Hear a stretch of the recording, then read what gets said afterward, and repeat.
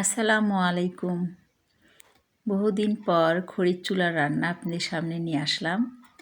আজকে খড়ির চুলাতে রান্না হবে ডিম দিয়ে, বুটের ডাল আর পটল দিয়ে মুখে লেগে থাকার মতো একটা রান্না। তো যে গোটা ডিম খাবে, মানে সেদ্ধ ডিম, সে সেদ্ধ ডিম খাবে। আর যে হচ্ছে ভেজে রান্না করব, এই জন্য ভেজে নিয়েছি। তো এই যে প্রথমে পেঁয়াজ আর মরিচ ভেজে নিচ্ছি, আর এদিকে বুটের ডাল ভিজিয়ে রেখেছিলাম, সেদ্ধ করে নিয়েছি, ডিম সেদ্ধ করে ভেজে নিয়েছি, আর পেঁয়াজ মরিচ দিয়েও ডিমটা ভেজে রেখেছি। এখন হচ্ছে কাঁচা পেঁয়াজ আর কাঁচা মরিচ ভেজে নিয়ে এই যে এখন স্বাদ মতো সব কিছু দিয়ে দিতে হবে। এখন প্রথমে আদা রসুন পেস্ট দিয়ে দিলাম, তারপরে লাল মরিচের গুঁড়া, একে একে সব মশলা দিয়ে দিব। তারপরে হলুদের গুঁড়া,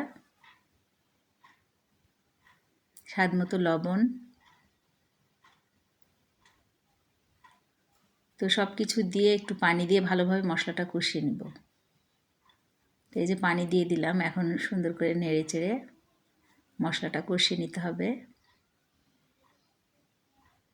তো ছাদে আমার খড়ির চুলা, ছাদে বসে খোলা মানে অনেক বড় জায়গায় অনেক ভালো লাগে রান্না করতে, মাঝে মধ্যে রান্না করি। তো এই যে পটলগুলো এখন মশলা কষানো হয়ে গেছে, পটলগুলো ভালোভাবে কষিয়ে নিতে হবে।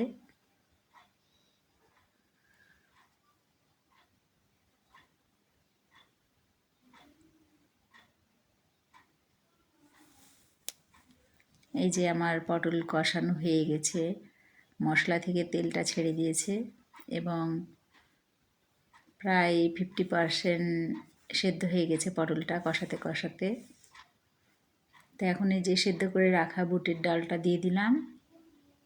যারা এই রেসিপিটা করেননি অবশ্যই খেয়ে দেখবেন, অনেক মজা হয়। এভাবে রান্না করলে অন্য কোনো আর তরকারির প্রয়োজন হবে না, এই এক তরকারিতেই খেয়ে নিতে পারবেন। তো এই যে কষিয়ে নিয়ে পানি পরিমাণ মতো দিয়ে দিতে হবে।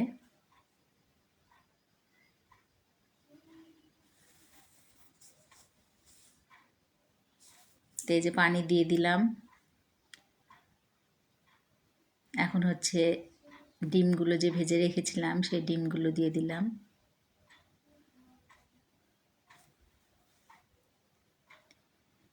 এবার একটু ঢাকা দিয়েছিলাম, যখন ঝোলটা গরম হয়ে গেল তখন এবারে যে পেঁয়াজ মরিচ দিয়ে ভেজে রাখা ডিমগুলো দিয়ে দিলাম।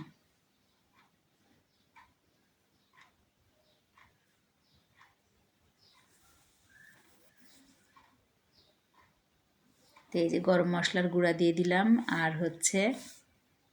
জিরার গুঁড়া দিয়ে দিলাম। অবশ্যই জিরা আর গরম মশলা গুঁড়া দিবেন। আর মশলা কষানোর সময় তেজপাতা দিয়ে দিয়েছি। তো এই যে ঢাকা দিয়ে দিয়েছি, এই যে বলক উঠে গেছে।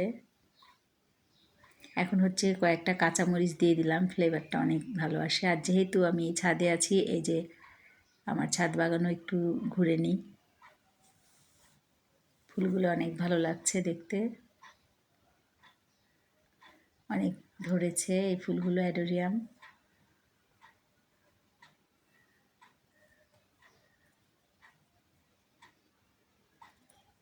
আর এই যে নয়নতারা একটাই অনেক দারুণ।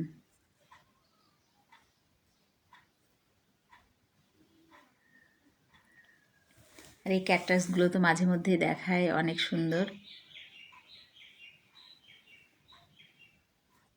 তো এই যে ছাদেই পাশে যে আমার কাঁঠালের গাছ, অনেকগুলো মাশাআল্লাহ কাঁঠাল এসেছে। তো রান্নার ফাঁকে আমি এগুলো দেখছি, অনেক ভালো লাগছে, আপনাদের সাথে শেয়ার করলাম। তো এই যে আমার রান্নাও কমপ্লিট। সবাই ভালো থাকবেন, সুস্থ থাকবেন। Thank you for watching.